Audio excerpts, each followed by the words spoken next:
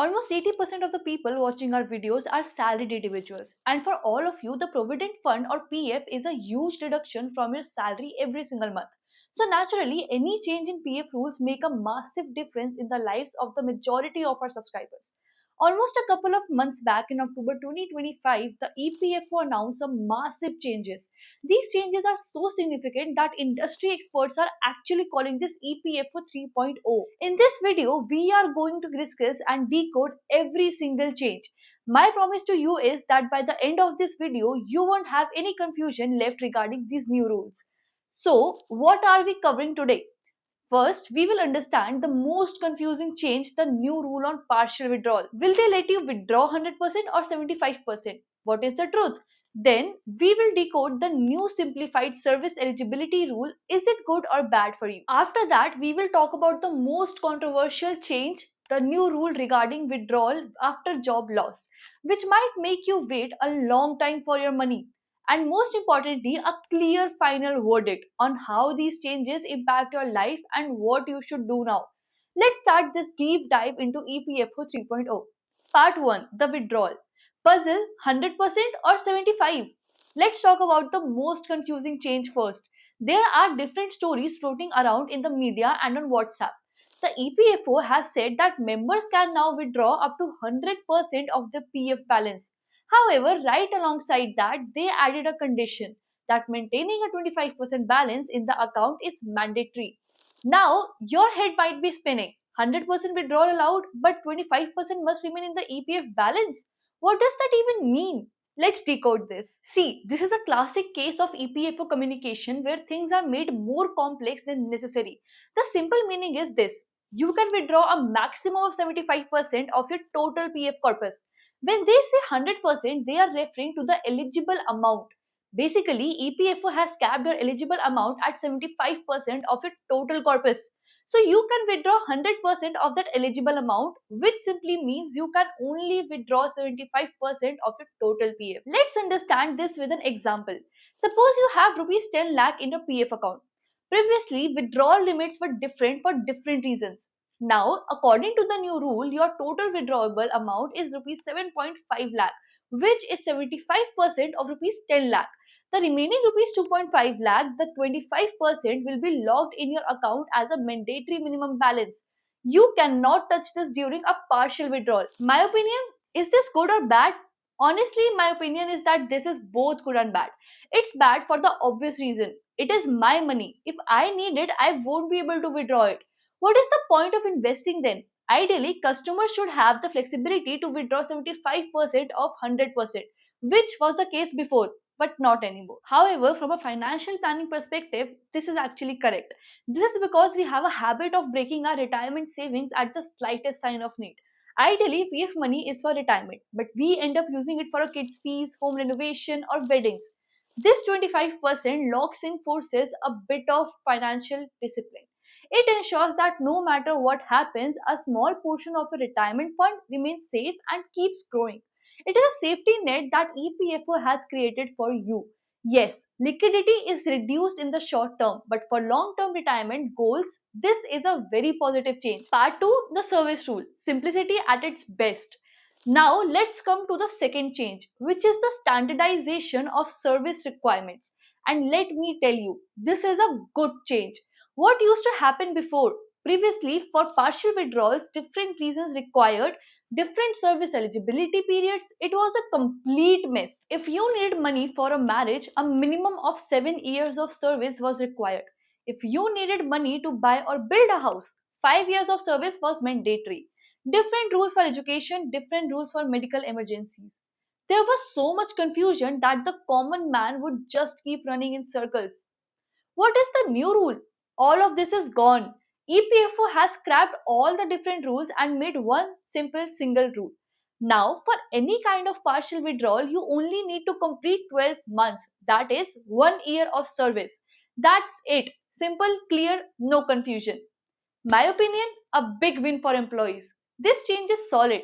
There are two major benefits. First, simplicity. You don't need to remember 10 different rules anymore. Do you have 1 year of service? You are eligible for partial withdrawal period. Second, Early access. Do you have 1 year of service? You are eligible for partial withdrawal. Period. Second is early access. This is a huge relief for new and young employees. Before, if someone needed money for a down payment or any other need just 2-3 years into a job, they could not even touch their PF. Now, after just 1 year, you can access up to 75% of your corpus. This increases financial flexibility massively. The department deserves praise for this one. They have genuinely made life simpler for crores of employees. Part 3, withdrawal frequency increased. This is another good update. Previously, there were a lot of restrictions on how many times you could withdraw money in your lifetime. Now, this has been liberalized significantly. Before, you could only withdraw your advance PF 3 times, but now you can withdraw money for your own or before you could only withdraw your advance PF 3 times, but now you can withdraw money for your own or your children's education up to 10 times and for marriage up to 5 times. My opinion, this is a very practical and thoughtful change. For those with 2 or 3 children, this is a blessing. Now you can rely on PF for different stages of your children's education: school, college, postgrad, or weddings whenever the need arises. Part 4, the job loss rule. So we talked about two good changes and one decent change. Now let's come to the change that is most controversial and could be a big problem for many people. This rule is related to withdrawing PF and pension money after losing a job. What used to happen before? The rule was quite straightforward. If you lost your job and remained unemployed for 1 month, you could withdraw 75% of your PF balance. And if you remained unemployed for 2 months, you could withdraw your full 100% PF balance and close the account. You could also settle the pension part. This rule was a huge financial cushion for people who lost their jobs suddenly. What is the new rule? The new rules have snatched this question away from you. The waiting game has become very long.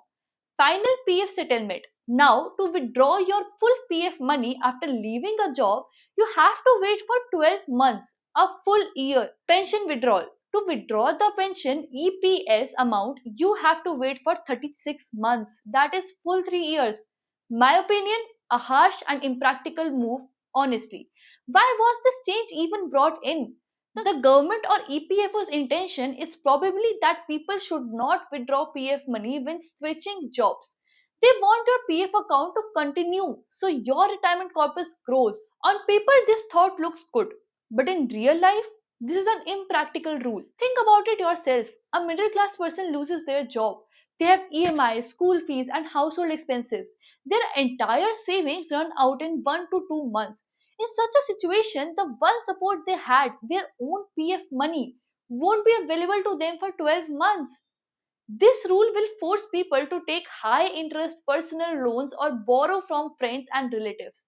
This traps people further into debt. On one hand, you are stopping them from taking their own money, and on the other, you are pushing them towards loan sharks. This is completely disconnected from the ground reality of the common man. Those who lose jobs need immediate support, not planning for 12 months later. This is the biggest negative point of the entire update. Now, there are a few more rules that were not in the October notification but were introduced in the last 1 to 1.5 years. We are covering them here so you get a complete overview. Part 5, Auto Claim Settlement. This is perhaps the most exciting feature of the entire update. EPFO is bringing in an auto claim settlement system. Imagine you file a claim online and straight away you get a message on your phone saying your claim has been settled and the amount has been credited. If you have ever tried to withdraw PF in your life, you will appreciate this rule a lot. I have withdrawn twice in my life and both times it was such a pain. If they simplify this, it is a huge win in itself. How will this work? If your KYC, meaning Aadhaar, PAN and bank account, is correctly linked to your UAN, specific claims will be processed automatically. Just know that right now the limit for these auto claims is set at rupees 1 lakh, but I am sure they will increase it soon.